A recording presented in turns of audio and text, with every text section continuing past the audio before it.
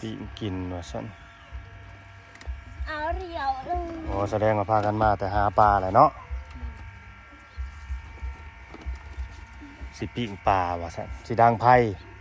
ตายบาดนี่เด็ดๆซะ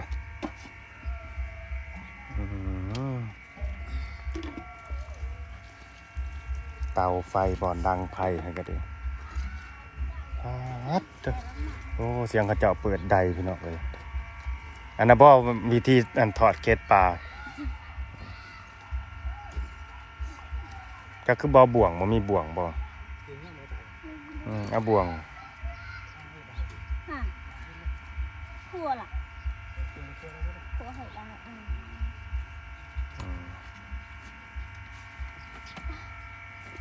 บ่ฮ้อนบ่อยู่ในตู้นี่คือว่าฮ้อนแท้ตอนนี้อากาศเนี่ยสบายดีสวัสดีเด้อพี่น้อง FC ที่หักแพงเบิดสุขุสู่คนเบิดสุหมองสุบอนปานปลากันซะบ่สายสบายดีเบิดสุคนน่ะน้องแดงสบายดีปลาลุงน้องเติ้นน้ำสบายดีมาโอ้ปันกันแล้วปลาน่ะไปหาปลามาซะได้เท่านี้เพื่อมาหน่อยแท้มันบ่ถือใส่ชาว่ะค่ะสิมาเฮ็ดในได้กินบาดเนี่ย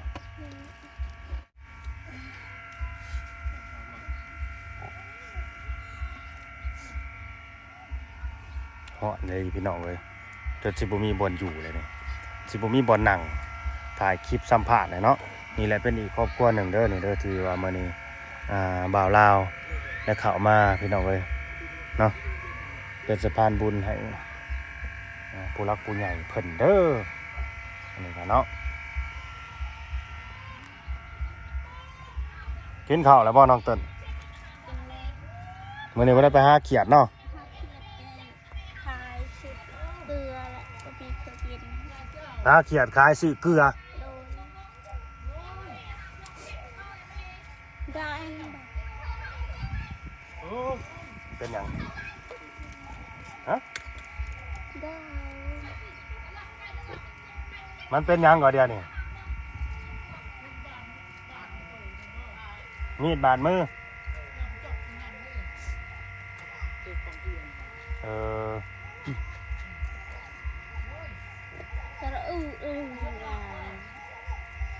จะยังบาดมือเนาะบาดอะไรไอ้ลุงอลวงอะไรกลักนั่นไหนเลยกลักเหนื่อย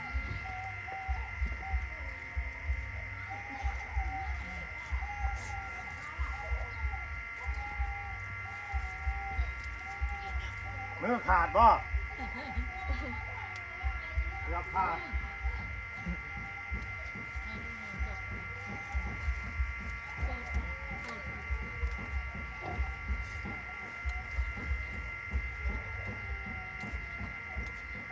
ข้าวสีดังไทยเห็ดอยู่เห็ดกินพี่น้องเลย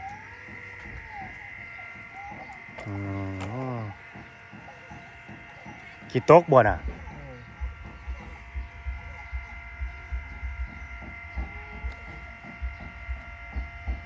เพื่อไปหาเขียด2 มื้อบ่มาจากมื้อมาจากโมงมื้อวานน่ะมา5 โมงบ่ได้ฮอดเขียดบ่หรือแนวใด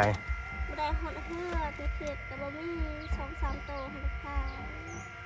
ได้เงินเท่าใด10,000 กีบอ้าวอันนี้ซื้อเกลือบ่มีซื้อเอาแต่เกลือกินปลาเขียด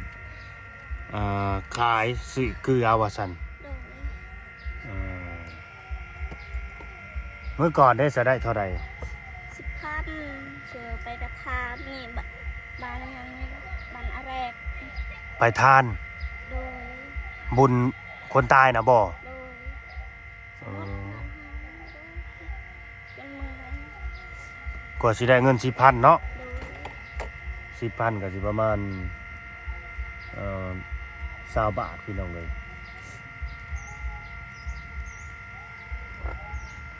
ประมาณนั้นแหละเนาะสิล้างมือบ่ก็ ก็เจ้ามายังก่อน สื่อค อืม สบายดีเนาะ ำสบายดี หนาคือขาวใช่ไหม ซื้อมะขามคือมายืนเบิ่งในรถนะสิ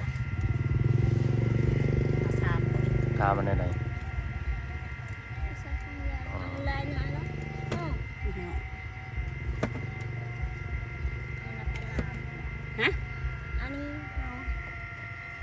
ให้ไปหาปลานะ หัวหางนั่นแหละ โอ้ตะลายบ่ ลายลาย โอ้ตายเราไปสัมผัสแล้วนี่เขาเหย้าแดดในเนี่ยเลยฮะเนี่ยนี่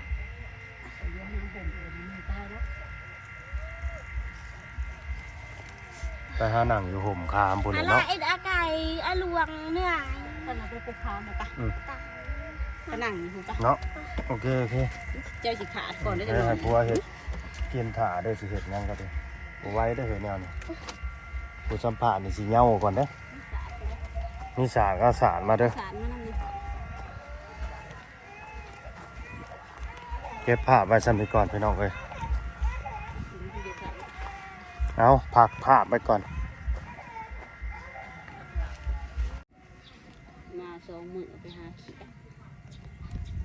ถามดูหาคายเขียดได้เงินเท่าไห ได้ ร่ เงินเท่าไรไปขายเขียด 10,000 ฮะ 10,000 10,000 โล ไปสองมือนะ 20,000 ได้มือละ10,000ไปเบิดมือตกพี่น้องเลยเจ้าขายให้ใคร ค่าตลาดน้อย ขายตลาดน้อย โล ร้ายไปได้เขียด10,000 ไม่ได้หลาย2-3ตู้ อืมมันอึดบ่คือว่าไปเบิดมือ บอและ เมื่อวานนี่จะมาจังมู 5 โมงจนเมื่อยหิวเขาวแล้วอ่ะ ไปจนหิวเขาวหิวหน้า โดย ไปแต่จักโมงมาหาโมง 6 โมงไปแต่เช้า ไปแต่6 โมง โดย กลับมาหาโมงแรงพี่น้องได้เงิน10,000กีบ ทำงานวันละ10,000ตายแล้วเนาะอืมไปกันจากคน 2 คนไปกับหมูนี่เดินบ้าน มันบ่มีสมบัติจังว่าได้น้อยเท่า เขามี 10,000ชื่อเบิดบอกเงิน10,000 ไปกับทานนี่บ้านอะไร ไปกินทาน ไปกระทาน ได้เงินมา10,000ก็ไปกินทาน โดย เขาเจ้าอ่อนมีคนตายได้พี่น้องเขาเจ้าก็นั่นเด้อีหยังก็เขาบ้านเขาอื่นอิหยังก็ไปกินทานเลยเนาะ อ่ะ เอาภาษาไทยครับผม กินทานภาษาไทยก็ไปช่วยงาน ไปสวยงานศพ ตอนนั้นจบว่าจะไปหาเขียนนี่ไปหาเงินมากันนี่บ่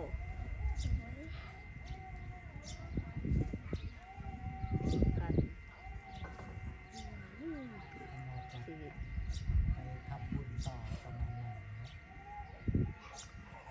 แม่น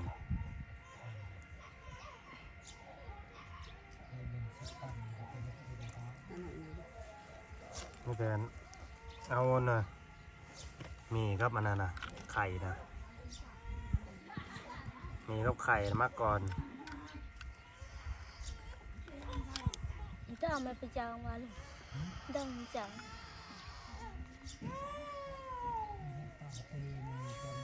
เออ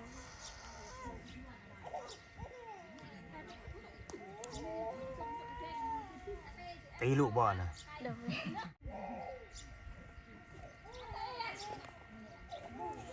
อืม ขอบใจเลยอยู่ดีมีแหงเลยวางอันโรย โดยดีใจบ่ ดีใจ ดีใจ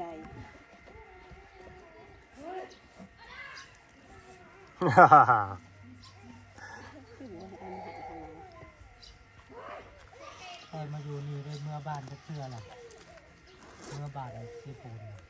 คือนึง มันก็เริ่ม คนเซโปนเนี่ยพี่น้อง ปูน น้องเติ้ลอยู่เซโปน คนละเมืองเนาะ อยู่เมืองเซโปน ไกลได้จากนี้ไกลก็ได้มันไกล เมืองเซโปนแข้งเดียวกันเนาะแต่ว่าอยู่คนละเมืองนั่นแหละ คนละเมือง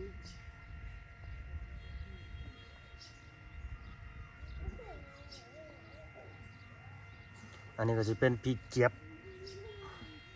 นะพี่เจี๊ยบฝากเงินมาซื้อของบำรุงให้น้องเพิ่นว่าสันสง พอ สาร บำรุงก็เราก็หมูยังเกิดต้องซื้อของกินเลยเนาะ แม่น เพราะว่าบ่มีของอยู่ของกินเลย ของกินนั่นแหละบำรุงที่มีเหือมีแหงแม่ได้กินในลูกก็ได้กินน ลูกไม่ชอบบ ำรุงปูอยู่ในท้องนำ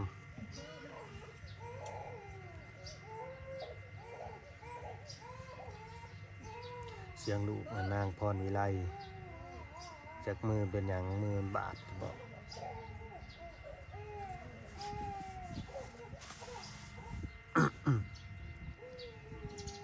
ก็เที่ยงนี่กินแล้วบ่นี่ กินเลย ที่เห็ดกินแล้วเห็นยังจะนั่น กินองข้าว ฮะ กินองข้าว กินของเขา โดย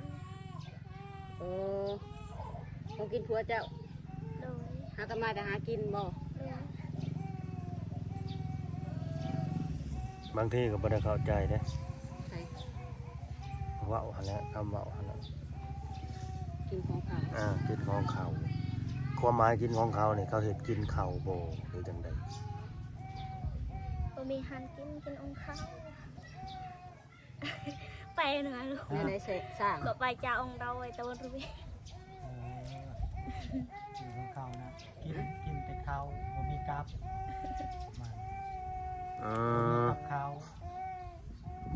กินแต่เขา โอ้แต่กินข้าวเที่ยงน่ะกินแต่ข้าวบ่มีกับ โดย เอาบ้านคอยสิเอิ้นว่าเขาดีดอกกินเขา กิน ดี แต่ ดอก ข้าวเปล่า ของกิ ข้าวน ดีดอก กินดีดอกกินข้าวใบเกลือ อืม กินเขาดีดอกบ่มีเขาของกินสิแบบประมาณนี้ อันนี้กินอีหยังก็ ของเขา กินของเขา กินของเขาก็เลยว่าเห็ดกินเขาเองโหเข้าใจไปแบบนี้นะ เรียกว่าโบแมนของคนนี้เนาะ แม่ ประมาณนั้น เอาไม้นี่วางไว้นี่เด้อบ่จับมาสั่งวางไว้นี่ ว่างไว้ เอาวางไว้อย่าบ่ได้ยินเสียงเด้อ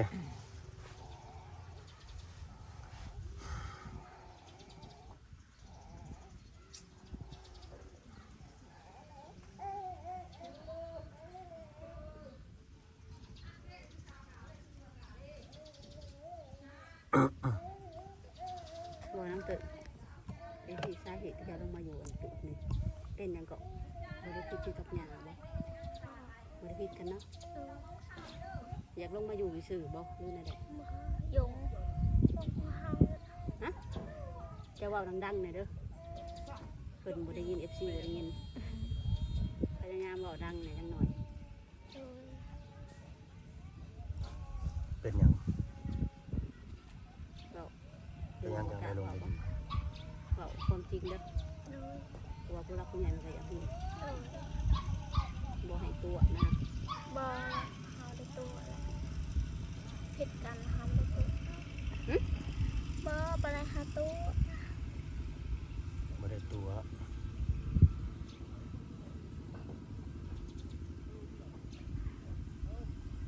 บ่ได้ตัวมันคงมาอยู่ซื่อ โดย แต่คงอยู่คงกินคงเห็ดกินน้ำกันบ่ บ่ละ กินไปกินมัน ไปกินมัน เขานี่ก็หนึ่งไผ่หนึ่งมันแล้ว โดย อืมแต่น้ำมันยังใส่น้ำกัน ใส่ซาพอน คือสางหญ้าเจ้านี่ใส่บ่ได้แล้ว ใส่บ่ได้หรือใส่ได้ละหายเฮาอะ สร้างนี่มันน่ะเพละมั้งกอกน้ำตัวนี้มันเพ เทแล้ว ก็บ่ได้เปลี่ยน สูบไปยังก็นั่นก็ยังสูบซะบ่ พอยบ่หรือ ค่ พี่ อย สัง นั่นแหละ พลอยเหรอวะ แม่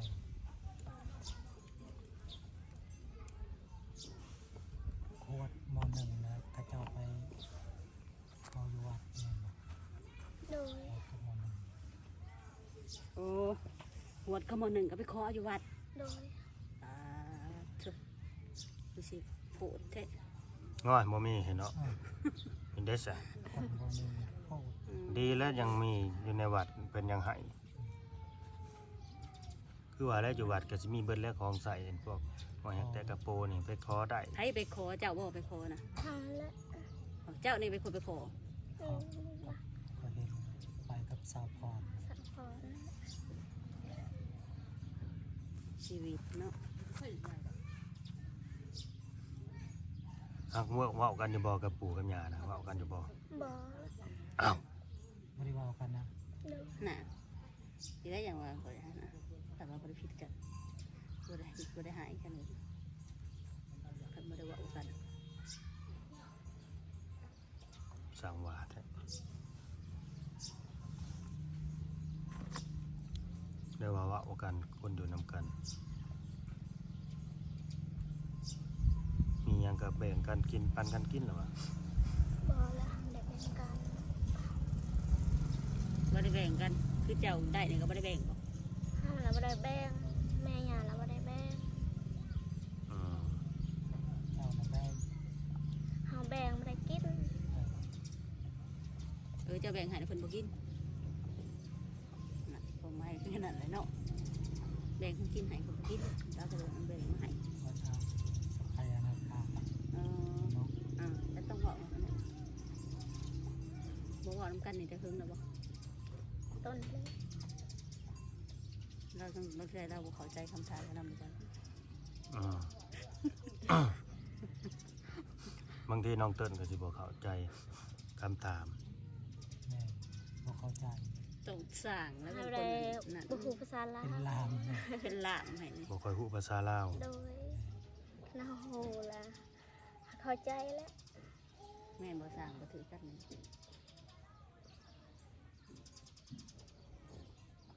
เขาไปอย่างนั้น เพิ่นมันที่เพิ่นให้ลงมาอยู่เนี่ยเพิ่นบ่ไหลว่าให้ลงไปอยู่รุมเด้อแบบนี้บ่ ไม่ต้องอ่าน โนน้องออนแซงบ่หรือบ่ มันใส่ น้องออนแซงขอให้เรามันต่างกัน จะมี FC เป็น นั่น คัน นี่ นี่ ว่า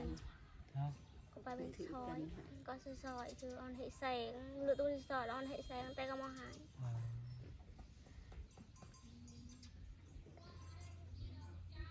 ทำอีกนะบ่ได้เป็นอย่างเขาว่าให้ลอกเป็นปีกาย ให้ลงแต่ปีกายนี่ แต่ว่ามอนั่นก็เป็นคันเบิดเหมือนที่เจ้าน่ะ อืม ก็เลยพวกนี้ให้เขาให้พวกนี้ลอกให้ลูกนี้ลอก ติหังแล้ว เป็นว่าที่เป็นคันน่ะเป็นย้อนเจ้า โดย เด้อว่าติดมาจากเจ้า หังไปเต็ด แบบนี้บ่แบบเพิ่นโทษนะแบบเพิ่นโทษเจ้านะแบบนี้บ่ โดย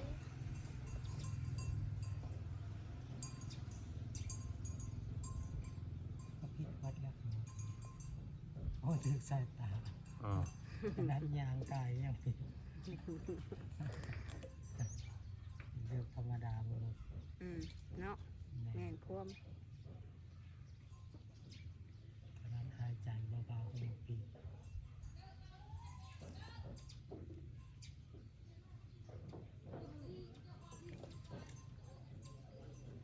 ถามรู้จักผมเข้าใจอีหยัง ถามหยัง ก็ถามนั่งเข้าใจข่อยปกติ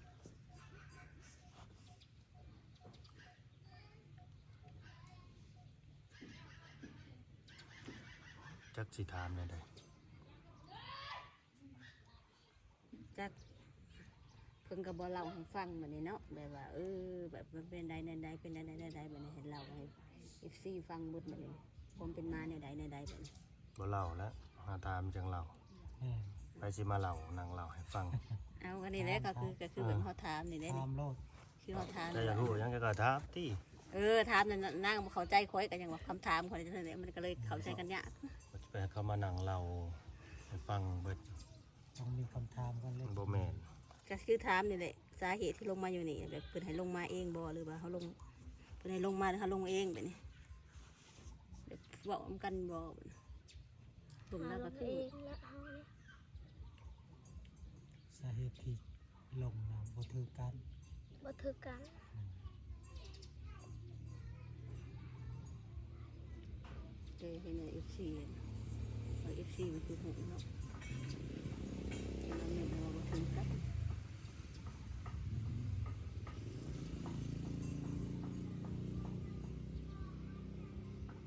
กับดินนี่กับดินของหญ้าเลยเนาะ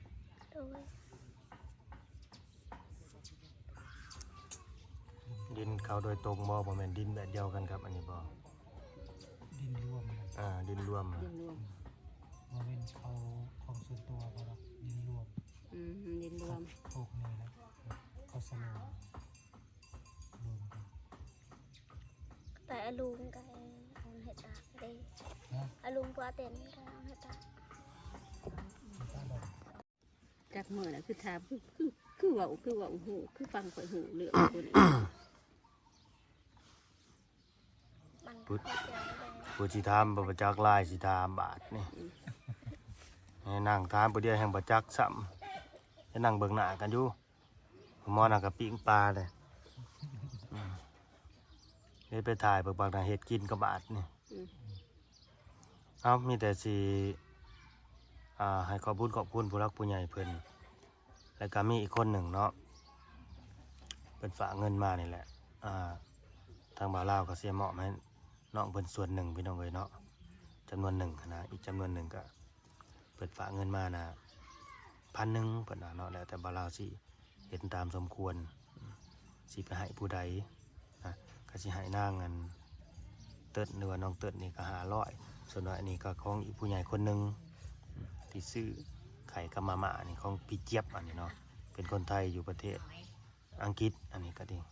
เนาะฝากเงินมาซื้อของนี่แล้วก็ส่วนหนึ่งก็สิเอามอบให้น้องเพิ่นเอาไว้ใช้จ่ายในครอบครัว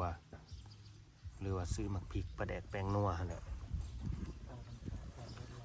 คือว่าไปหาเขียดก็ได้พอได้ขายซื้อเกลือเพราะว่าได้เกลือทงหนึ่งจะบอกไปหาเขียดนะ